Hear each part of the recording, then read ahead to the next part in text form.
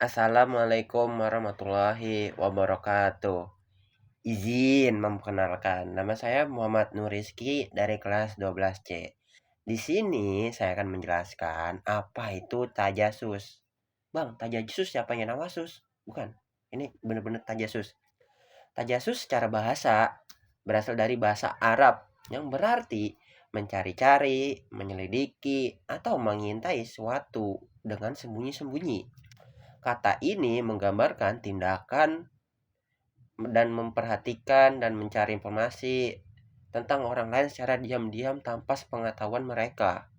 Nah, kalau definisi istilah secara syariahnya, tajasus adalah usaha mencari aib orang, kekurangan orang, dan keburukan orang lain yang seharusnya dirahasiakan. Ini termasuk menyelidiki hal-hal pribadi yang bukan menjadi hak kita untuk mengetahui, apalagi untuk disebarluaskan, digosipkan. Nggak baik, teman-teman. Tapi ada perbedaan penting, teman-teman. Tajasus yang kayak saya tadi omong adalah mencari aib secara sembunyi-sembunyi tanpa hak dan izin. Terus ada tajasus yang benar nih, teman-teman, adalah mencari kebenaran melalui tabayun. Nanti tabayun akan saya jelasin di akhir nanti. Terus investigasi resmi atau saat ada kepentingan syar'i yang syah gitu, teman-teman. Selanjutnya saya akan bahas dalil larangannya. Ya, kali ini saya akan jelasin dalil larangannya tajasus. Yang pertama itu ada Quran surah Al-Hujurat ayat 12. Di sini nggak ada nggak dituliskan bahasa Arabnya, tapi saya bacain aja ya. Bismillahirrahmanirrahim. Ya ayyuhallazina amanu tanibu kasiram minaz-zonni inna ba'da zonni ismu wala tajassasu wala yaktab ba'dukum ba'do ayyuhibbu ahadukum ayyakula lahma ahihi maita fakarihtumuh wattaqullah innallaha tawwabur rahim. Hai orang-orang yang beriman, jauhilah kebanyakan dari prasangka. Sesungguhnya sebagian prasangka itu dosa. Dan janganlah sebagian kamu menggunjing sebagian yang lain. Apakah ada di antara kamu yang suka memakan daging saudara yang sudah mati? Maka tentu kamu merasa jijik kepadanya.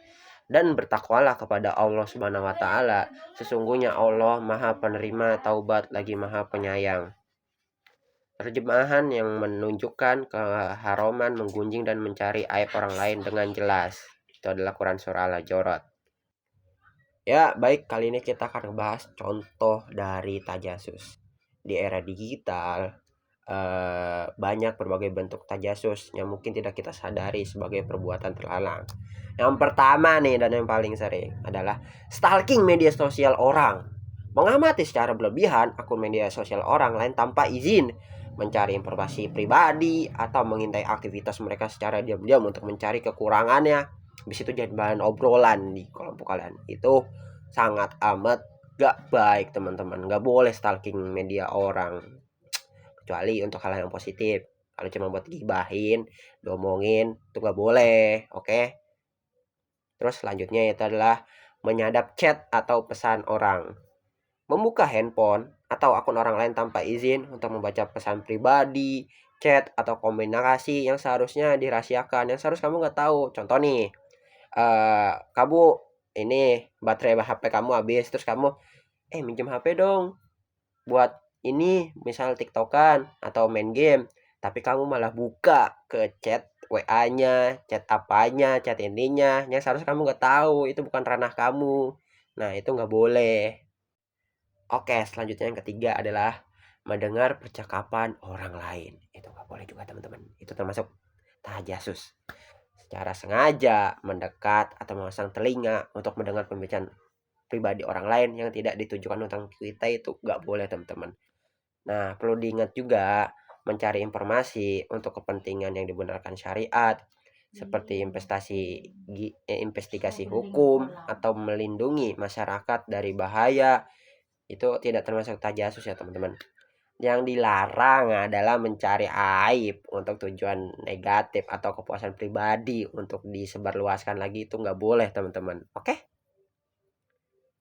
Ada Oh ya teman-teman, kalau boleh menambahkan contoh tajasus yang ada di lagi rame belakangan ini itu ada teman-teman. Jadi ada sebuah pemimpin negara, nggak di negara kita, yang katanya tuh ijazahnya palsu. Nah, awalnya ini udah investasi berdasarkan hukum, bener dia mencari gini-gini, dan ternyata buktinya ada teman-teman. Tapi walaupun buktinya ada dan fiksasi udah semua kalangan terima, tapi ada beberapa oknum yang masih mencari-cari apakah itu asli, nyata, dan segala macamnya. Nah, itu jatuhnya udah ke tajasus teman-teman, karena menjatuhkan orang lain dan mencari-cari kesalahan orang lain, padahal itu udah, ya, buktinya udah banyak. Ya gitu teman-teman.